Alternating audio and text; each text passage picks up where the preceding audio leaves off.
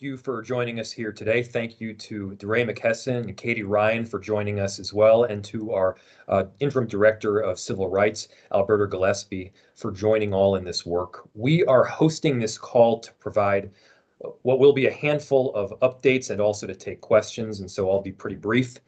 First, I want to tell you that I've asked Director Gillespie to join us today because we will be engaging her team in the Civil Rights Department in this policy review and the work.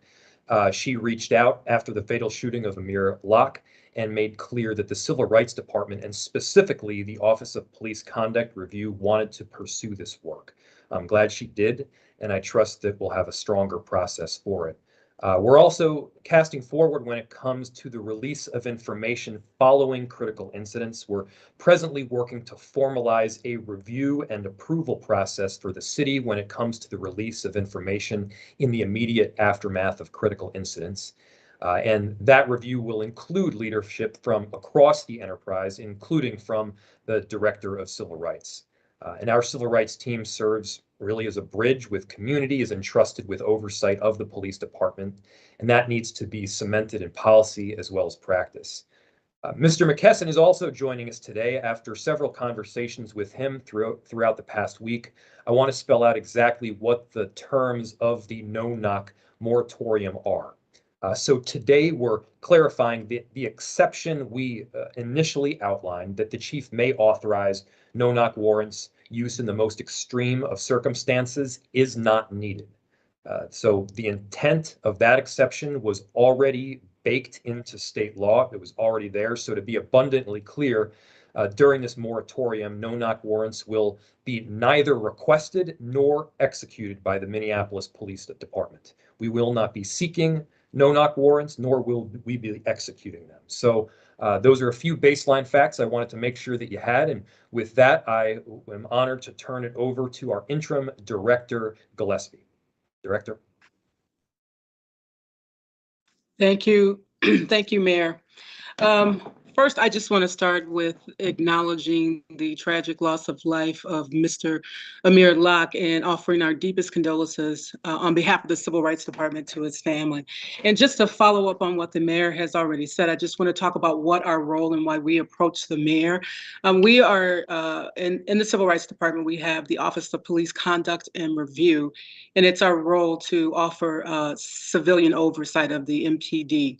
And so, as an administrative body, we call it OPCR division.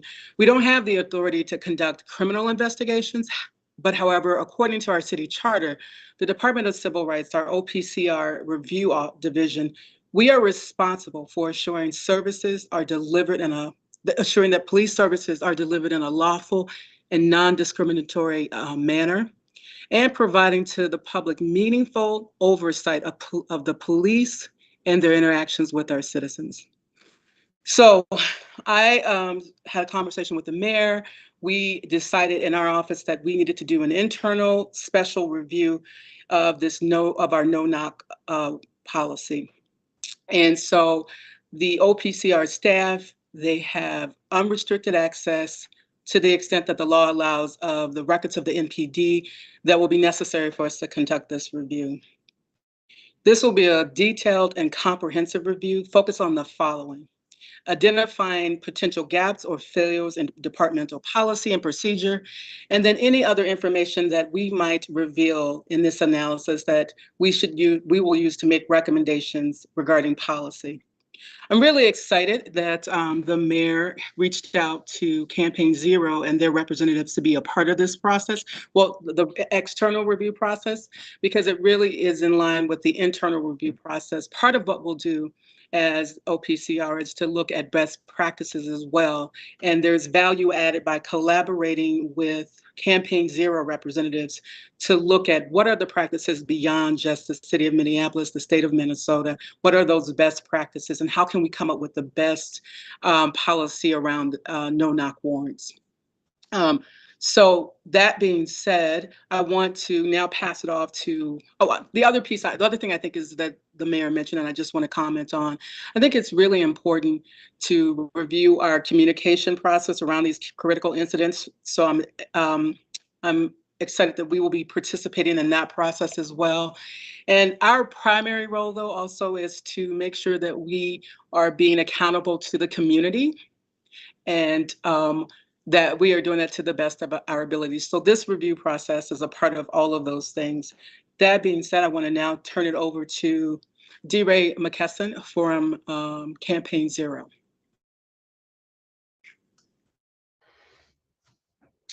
I believe this works. Hi, everybody. I'm DeRay. I help lead Campaign Zero. I'm also joined by Katie Ryan, who's also part of this team. I just wanted to go over some of the framing for how we got here in this work, and then what we plan to do in our partnership with the city of Minneapolis. Forgive me, Microsoft Teams is not, my friend, so it looks like I can't screen share. But I will say that, in the past year or so, after Breonna Taylor was killed, we started to work with a set of experts to think about how to limit no-knock raids all across the country. Remember that you don't need a no-knock warrant to conduct a no-knock raid, the police for that matter. There are two types of warrants. There's a no-knock warrant, and then there's what's called a knock and announce. Both of those can functionally be used to raid people's homes. So part of our work is to make sure that we restrict the executions of all search warrants in ways that they do not turn in to no-knock raids. We worked with 6 states over the past year and a half to restrict it. So Louisiana, Maine, Maryland, Nevada, New Jersey, and Virginia. Maryland has the most progressive set of laws. We have a rubric out of 15 points.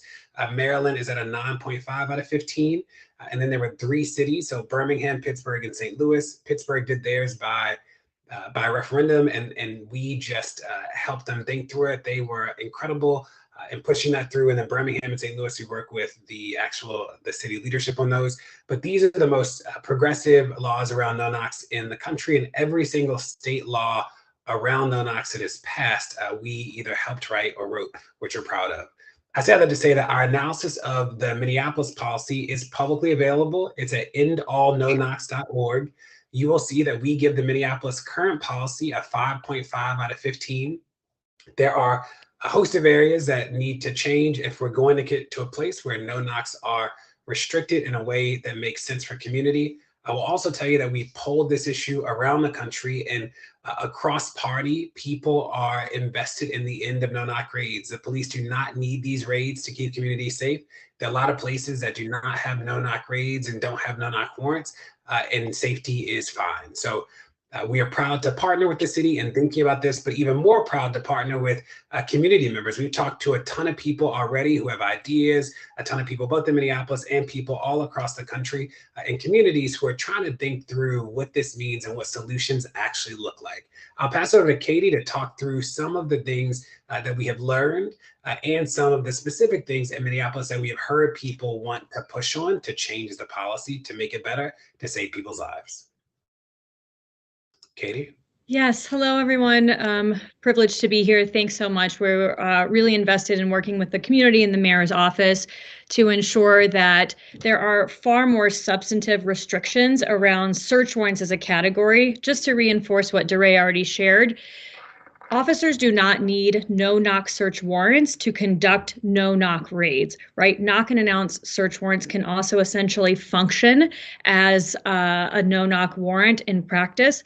And one of the things that we've learned from our research is that most communities that are starting to recognize this, starting to recognize the nuances of search warrants, are calling for urgent change. And we most certainly are here to support Minneapolis community because today Amir Locke should be alive. In terms of some of the actual nuts and bolts of the changes and provisions that we look for, we assess, and that we largely promote and endorse from our model legislation are provisions like much more comprehensive applications around search warrants. We believe, and this is search warrants as a category, not just no-knocks, right? We believe that law enforcement should provide information about the occupants of a home. A judge should have information in front of them to know whether or not there are toddlers, individuals with development disabilities, or elderly individuals before issuing a search warrant be executed at a particular dwelling. We also recommend that there be a time limit for which a search warrant can be open or active. If the issue is so urgent that law enforcement needs to go into someone's home, then that should be acted upon swiftly. Current state statute right now in Minnesota allows for a search warrant to be active for 10 days, and we certainly would endorse and push for that window to be smaller. In terms of search warrant execution, we have several recommendations, including requiring that officers are completely visibly attired in law enforcement gear, that they are readily identifiable as police, that we put an end to nighttime raids with the very small and slim exceptions that someone's life is in imminent harm's way. We also have recommendations about wait times for 30 seconds. This is particularly relevant in the case of Mr. Locke. We know that if someone in the household had an opportunity to go to the door, and that includes a short window, 30 seconds, again, being the floor, that his life, in fact, would have been preserved. We also have additional recommendations about consequences for individual officers who breach these warrant restrictions, and oversight in terms of audio and visual equipment that should be present.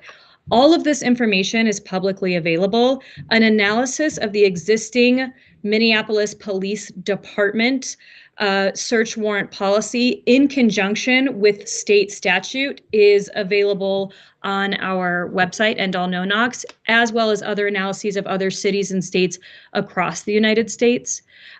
We are happy to continue our partnership to share all of the available options, and certainly trust in the community of Minneapolis that we will come to a resolution that is in the best interest of public safety.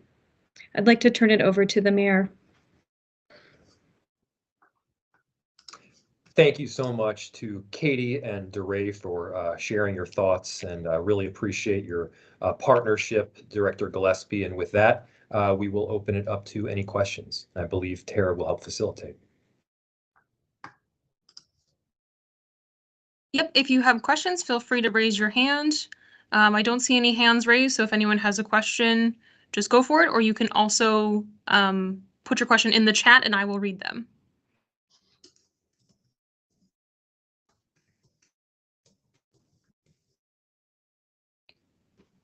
And if we don't have any questions, then we can wrap up early. Any questions at all? I want to make sure that we're accessible as possible and answering any questions that you all might have. All right, thank you, everyone. Mr. Mayor? Yes. Can you hear me? Hi, Hannah Flood here from Fox 9. Question for you guys. It sounds like some of the confusion or concern over no-knock warrants is language in how they are obtained, how law enforcement department can go to a judge and get them obtained. Anything you guys can share about plans to change that language to say when these warrants might be allowed? Mayor, I know you said that no matter what policy changes happen, there will probably be that loophole for extreme circumstances. Maybe you can help us create a better definition of when those extreme circumstances might come up. Sure, I will take a first crack and then might turn it over to Mr. McKesson or Ms. Ryan. They can further provide some additional context. So the practice around the issuance of no-knock warrants that is first baked into state law. And as Mr. McKesson explained, there are basically two forms. There is a no-knock warrant, and then there is a knock and announce warrant. And by the way, the terms no knock and no announce, they are largely used interchangeably under state law. We have now put into place a moratorium that prevents both the issuance of a no knock / no announce warrant and prohibits the execution of a no knock / no announce warrant. So in other words, there will neither be the issuance nor the execution of a no knock / announce warrant. Now, as Mr. McKesson pointed out, there is always an exception for extremely dangerous circumstances where there may be loss of life or imminent harm. And you do not need a warrant in order for an officer to attend to a circumstance in those instances. And so we just wanted to make the further clarification in our policy that, again, there will neither be the issuance nor the execution of no-knock warrants through the moratorium. That moratorium will be in place until we have a policy set up, and we hope that that policy will be set up in weeks, not months. And Mayor Frey, would that also include outside agencies, say Hennepin County, being able to execute a no-knock in Minneapolis? It would apply to the Minneapolis Police Department. So the Minneapolis Police Department would neither issue nor execute a warrant, even if the issuance came from another entity.